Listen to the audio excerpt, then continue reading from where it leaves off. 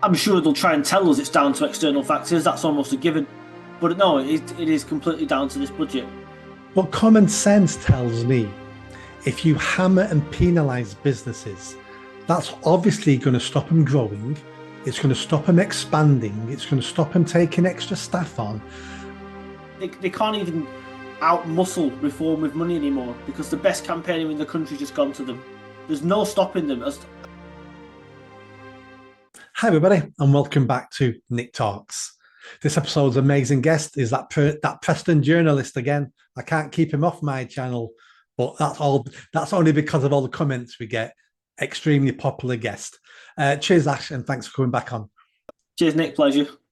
Let's jump straight into this. So we've got some good news for Reform UK and some bad news for Labour. Let's start with Labour. So some stats are out today that last month was the second month in a trot now that GDP has gone down. One more month, if that happens, then that is a quarter of GDP going down. It only takes 2 quarters, and then that's officially a recession. What's going on? Is this down to Rachel Reeves' budget? Is this down to external factors, or is this purely a Labour mess? I'm sure they'll try and tell us it's down to external factors. That's almost a given. But no, it is completely down to this budget. And if you put somebody in charge of an economy who is not qualified to be in charge of an economy, then don't be surprised when they cock it up.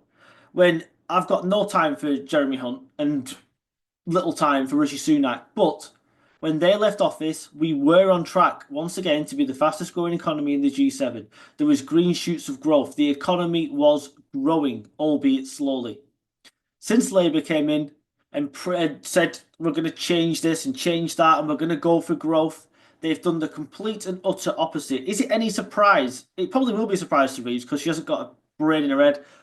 But is it any surprise that when you take away non-dom status and billions leaves the country, along with those billions leaves a lot of jobs and businesses, companies at a record rate are taking themselves off the London Stock Exchange. The gilt yields are up. They're borrowing at record numbers. And then they wonder why the economy isn't growing. Because you're taking away people's jobs. You're taxing them too much so they don't have any disposable income to spend in the economy. The only thing that's made the economy made some profit for the economy in the last few months in this country since Labour got to power is that ABBA gig that's going on in London, which apparently brought in about £1 billion. But what Reeves is doing to this economy is dangerous. And the weird thing is, no, not weird. The frightening thing is, Starmer can't see it because he doesn't know what he's talking about either. He doesn't believe in anything and he doesn't really know what his goals are. He's just a stooge for all these people. And she is taking this economy down into the mire and she hasn't got the honour, she hasn't got the guts to resign from her post and just say, you know what, like, if I'd copped a job like this in the private sector, I'd be sacked, and rightly so. And I'd probably even have, when I had that conversation with a boss, you'd go, you know what, don't sack me, I'm going to walk away. But she won't do that. These people haven't got the honour to do that. And it's absolutely disgusting. But by the time, if these people get 5 years, or if Reeve gets 5 years of Chancellor, I dread to think where we're going to be. Yeah. I mean, I'm not an economist. I don't know much about the economy and finances.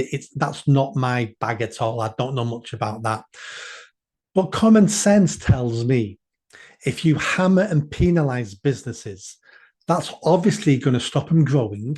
It's going to stop them expanding. It's going to stop them taking extra staff on.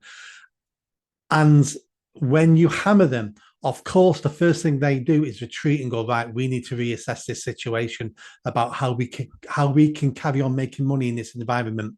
So there's bound to be a decline in GDP because businesses are either scared or confused or not willing to keep investing money into the British economy. And I'm someone who doesn't know anything about the economy. Even I know you can't hammer businesses because they're the only people who produce the wealth. The government produce nothing. The government spend the money they steal off businesses and steal out of our pay packets. They spend our money. They don't create anything and they don't create wealth. businesses do. And again, people might argue with this, but it seems to me as if Labour are hammering businesses. They're absolutely hammering businesses. They've actually skirted the markets worse than what Liz trusted. Yet Reeves is still in the job. Truss had to fall on her sword. And rightly so, even though I agree with Liz Truss actually. She just went about it the wrong way. But Reeves and her lot, they just seem to want to plod on. They are absolutely oblivious to any of the consequences of what they're doing. And if they are aware of the consequences of what they're doing, then it's even worse because they simply don't care about the hardships it's bringing upon people. Miliband has been in the media once again talking about his green dream. What was they telling? There's a clip of Starmer going around at the moment showing that he said bills would come down by 400 quid for the average household. Now Miliband's saying, well, it could be up to £300 in the next 5 years. So it could be 60 quid over the next 5 years. It could be next to nothing over the next 5 years. They don't, nothing these people said in the election, in their manifesto, was meant. It was lies. It's to such an extent. We're used to politicians lying, as you pointed out many times, but the extent of the lies that were in the Labour manifesto this time round is treasonous to my mind. These people should be made to rerun the election and rewrite their manifesto because every single line of it was complete and utter rubbish. Apart from VAT on private schools, which it turns out hasn't raised a penny, it's actually cost the economy money. No, it's absolutely scandalous. Um, I think Labour, I've said this to you before, Labour realised that everyone thinks all politicians are liars. So let's just lie because they think we're liars anyway and they expect us to lie. So let's lie. Now, going back to the economy, I read this online the other day, which made perfect sense for someone who doesn't understand how the economy works, basically. So the government have just increased the tax on on having jobs. So it's called national insurance employers contribution. It's not what me and you pay in our pay packet. That's not that national insurance. It's what our employers pay on our behalf. They get an extra tax, and that's a tax on jobs. Every person you employ, that tax on that job has just gone up. So that's a job tax. Now we've got tax on sugar. It's a sugar tax. Why do we have a sugar tax? To reduce the amount of sugar we have in food. We also have a petrol tax. Why?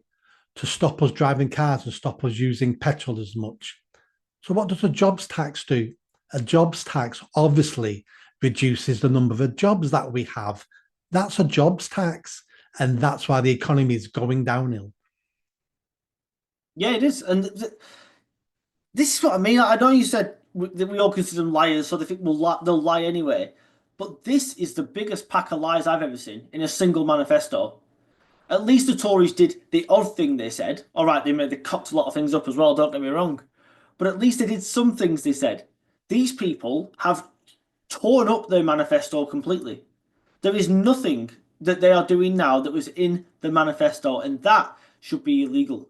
That should definitely be illegal. You cannot just blatantly lie to the public and then expect them to follow you and believe in this dream you've got. And yeah, they were crafty. We're not going to tax. We're not going to increase VAT or income tax, etc., for working people. But you are doing, because you're just taxing the living daylights out of the businesses, like you just said. And then the companies either aren't going to give people's Christmas bonuses out or something, or yearly bonuses. They're not going to take new people on. If anything, they're going to lay staff off. Margaret Thatcher said in the 80s, you cannot tax your way into prosperity. It is impossible. Churchill said, it's quite a good quote actually. Churchill said that a country trying to tax its way into prosperity is like a man standing in a bucket and trying to lift himself out using the handle. It's, it is physically impossible. But these people don't care. This is why the last Labour government left a note in the Chancellor's office saying, sorry, there's no money left. And that's what they'll be doing this time round as well, because there will be, I mean, there's next to no money left now anyway, so let's get that straight. But by the time these people leave office, honest to God, I don't know what state we're going to be in. It's going to be absolutely horrendous. But the only good thing that could possibly come out of it, if it's a minor good thing, is that firstly we might have a bit of a rise of Reform UK, an alternative party, fingers crossed, and the Labour Party will be lucky to win government in my lifetime ever again. That might happen. That might happen because they're on the road to disaster at the moment. You've just mentioned Reform UK. Reform UK are the only party at the moment who's got some good news. So Reform UK a couple of days ago have got a new supporter, a gentleman I'd never heard of, but other people have heard of him, called Nick Candy, who's a billionaire. And the bookies now have put them favourites to win the next general election. Now, this is just the bookies. This isn't opinion polls, but bookies do not throw their money around silly. They make sure when they're accepting bets off people that they've looked into the odds and looked into the chances and the mood of the people. Bookies are not idiots.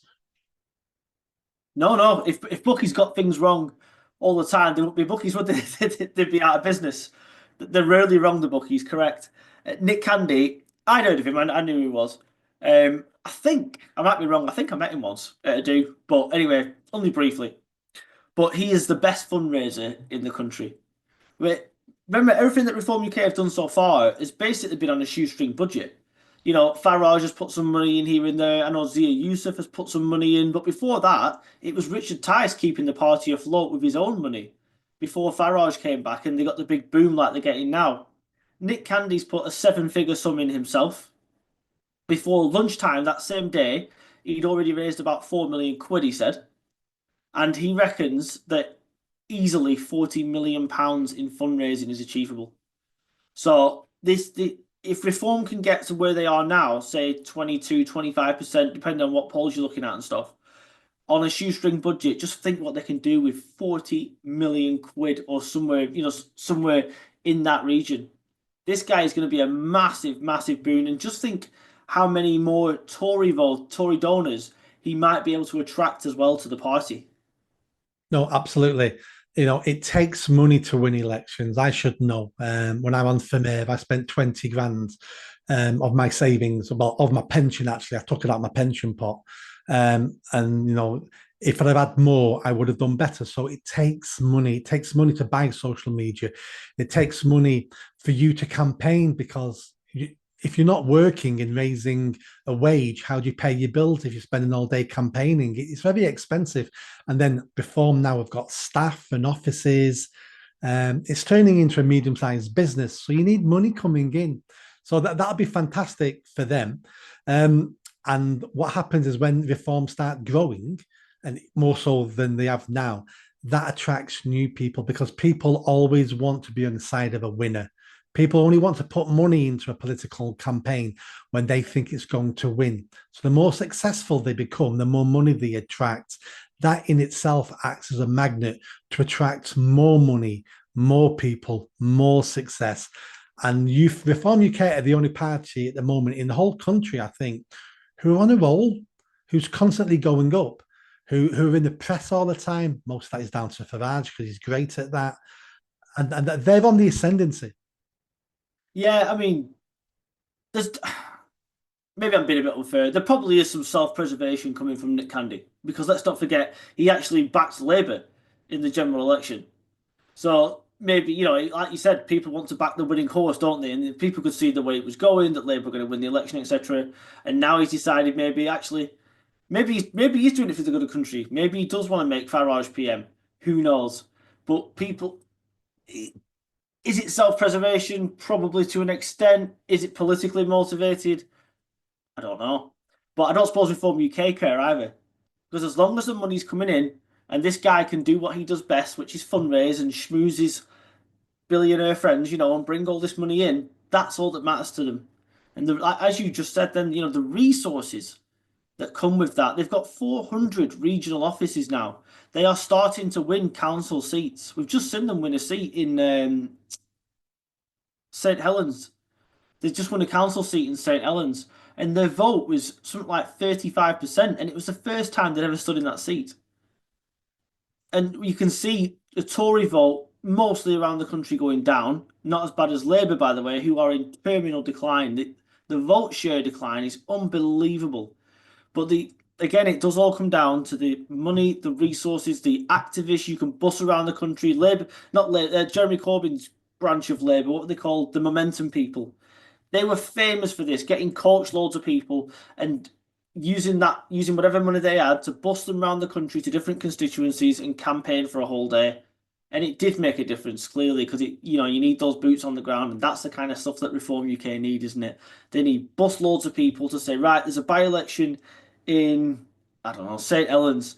What we're going to do is send three coach loads of activists up there, and everyone's going to swamp the town for an entire weekend or something.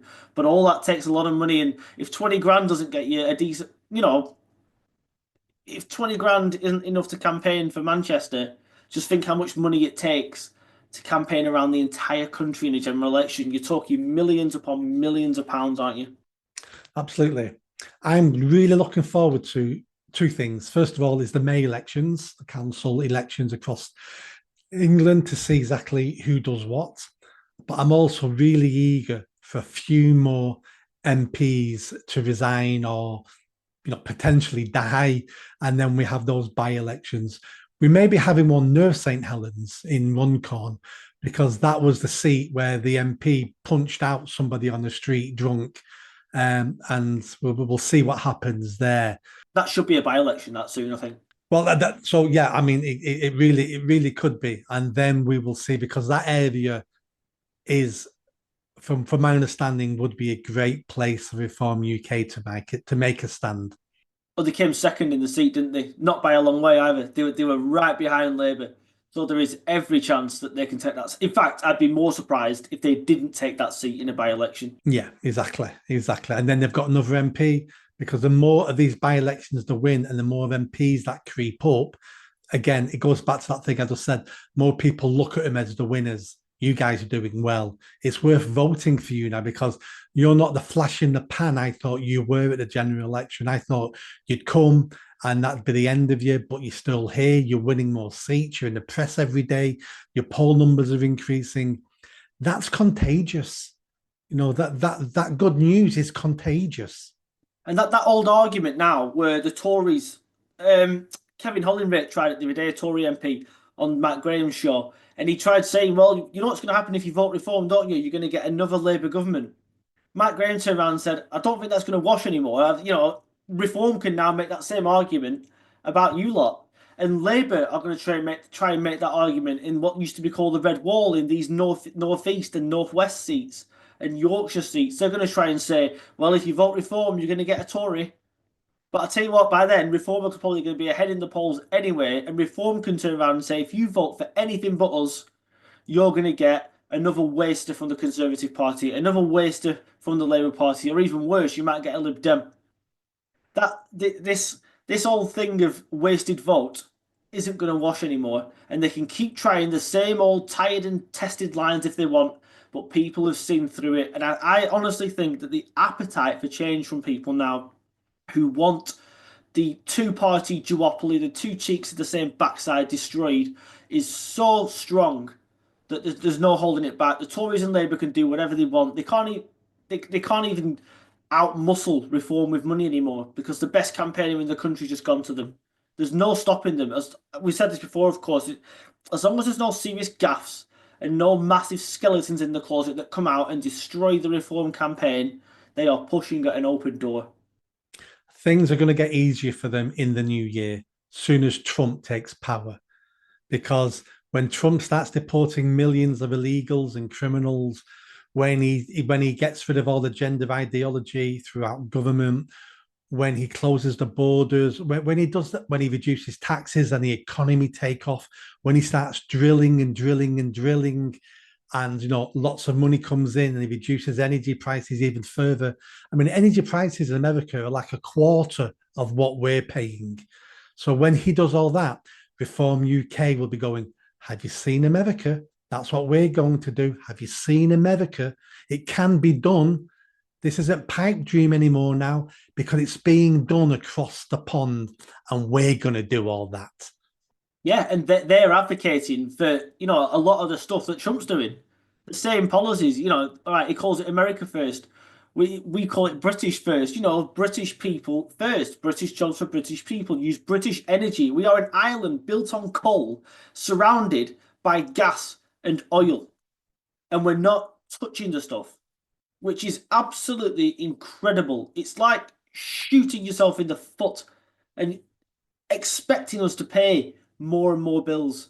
At least if we can get somebody in with a bit of common sense, I'm not saying we can't transition to cleaner power at some point. I'm sure Reform UK would say the same thing, but do it with something that actually works. Don't bother with wind and solar. It doesn't work. If you want to use tidal, fine, that does work. If you want to use nuclear, which is to my mind is the only way to go, start building nuclear. But these idiots in government, you know why they don't build nuclear? Because it takes about 10 years to get one of these plants online at least. And they don't want to build it because by then they might not be an MP anymore, and it's almost certain they won't be in government anymore. So they won't be able to reap the rewards. Somebody else will instead. But we've now got these small modular reactors that we might be able to get online a lot faster. And Farage has been talking about those recently. And if that kind, just one of those small Rolls-Royce modular reactors can power millions of homes on its own. Yeah. Did you see last week it was the aftermath of Storm Dara, where they showed us the fields where there's fields and fields and fields of solar panels in the UK. The storm destroyed them all. Yeah, is it in Suffolk? Yeah, something like that. That's how fragile this technology is. That a storm, I mean, it wasn't even, I mean, it was a bad storm, but it wasn't, it wasn't a horrendous storm. And it destroyed all the panels in the field.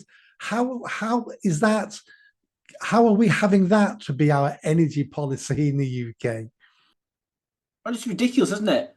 And this is what Miliband, and he actually believes this, that's frightening. He actually believes it. He thinks this is going to power the UK in the future. Destroy farming, we'll have to import everything, and we're going to make sure that every single field, for as far as the eye can see, is full of solar panels and wind turbines. And who's going to build them? BlackRock and people like that. That's who's going to build them. Big American conglomerates or big multinational conglomerates are going to build all these, and we'll have absolutely no say in them anyway. And because they're owned by foreign countries, the energy will then be sold back to us anyway at a premium, and your bills won't even change. Yeah. But don't forget, Miliband also believes in Marxism. So he's got a track record of believing extremely simple answers to very complicated problems. Starmer could actually do himself a bit of a favour. If he had any brains about him or any bollocks about him, he could actually do himself a bit of a favour.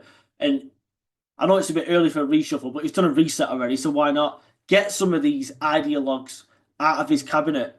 If he really cares about his legacy, then that's what he needs to do. He needs to get rid of the Ed Milibands of this world. He's already got rid of Louise Haig. I know we've done that story already, but part of that was definitely because she's a pain in the arse. She didn't want to listen to Starmer or do what she's told. The only person he can't get rid of really is Rayner, I suppose. He's got to keep her there for party reasons. But if you can get rid of Miliband, get rid of Reeves, get rid of these incompetent people. But in fact, the one person who's actually done all right in his cabinet, and I don't think he's very good at all, is Jonathan Reynolds, the business secretary. But that's maybe because he's keeping his powder dry more than anything else. I think he's just keeping his gob shut because he hasn't got that many brain cells in his head. But he's the only one that's actually done an okay job from what I can tell. But that's mainly because he hasn't damaged anything yet. Everybody else, every time they speak, The answer there could be, has he done okay? Or has his colleagues around him done so poorly it makes him look like he's doing okay? yeah, quite possibly actually. Yeah, the fact he hasn't crashed the economy yet, or yeah, or destroyed a lot of solar panels. Yeah, that makes him look pretty competent compared to the rest. But he's not achieved anything, of course. He's just really not done anything. He's just kept stagnant. And that's a sign of success in this Labour government. Do nothing and you look like a star, because this cabinet, when they try to do something, it all crashes and burns. It is. I can't remember if it was here or on one of my videos. I said it's almost like they're trolling the British public now. It's like they're taking the piss out of us. Why can't they think of one policy that could be popular? They can't think of anything that could actually get people on side with them. Everything they have done is completely counterproductive and it just annoys people.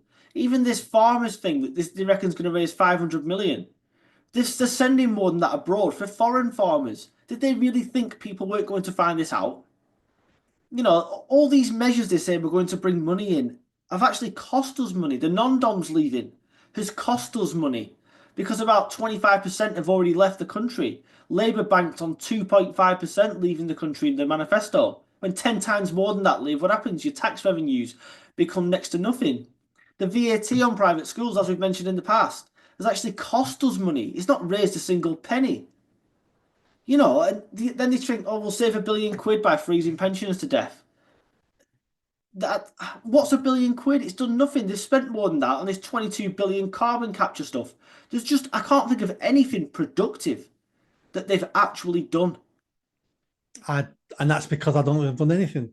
They've spent 14 years in opposition playing sixth form politics, thinking these simple things will solve complicated problems. And now they're in power. Hopefully, they're beginning to realize none of this works. And all we need now is a general election. We need to vote them out. And when that comes, maybe next couple of years, we will see. But I can't see how the general public vote this party in again. No, definitely not. And it's the second biggest parliamentary majority ever, isn't it? I think behind Blair's was like 190 something, weren't it? I think Starmer got 170 something. Just think, I'm actually looking forward. Like I'm proper nerd me. So every general election, I stay up all night and I watch every result come in, just drinking coffee after coffee until about 7 or 8 in the morning when I try and get a couple of hours sleep. And I can't wait to watch the results come in. Watch how many seats are overturned. The amount of constituencies in this country at the moment that has got majorities of less than 1,000 is staggering. Some people have got majorities of maybe 1,000, 2,000. The numbers are staggering. And Reform UK came second in the majority of these seats. It really is going to be brilliant to watch some of these people go. And I'll tell you what, if people like Wes Streeting or Starmer and the rest think they're safe, they're going to keep their seats. They want to think again. If you look at some of the polling that's come out recently, Wes Streeting's going to lose his seat. Angela Rayner's going to lose her seat.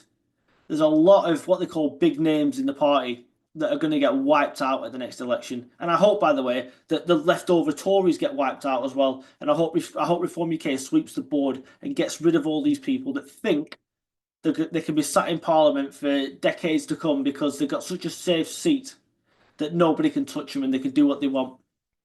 You know what? That's a great place to end. And it's a great place for me to say at the next general election, let's do a little bit of a live stream and we can see what's happening on the ground, results coming in. And let's see if me and you end up that evening being happier than when it started. Let's do it. Although I'll give you a bit of an exclusive. It's not nothing's definite. I might be a candidate yet, so I might be able to do something on that. But we'll have to see. There's a very good chance I'd be a candidate as well. Well, there we go then. I'll catch you again soon. Yeah, cheers, Nick. Thanks cheers, Ash. much. Bye-bye. Bye.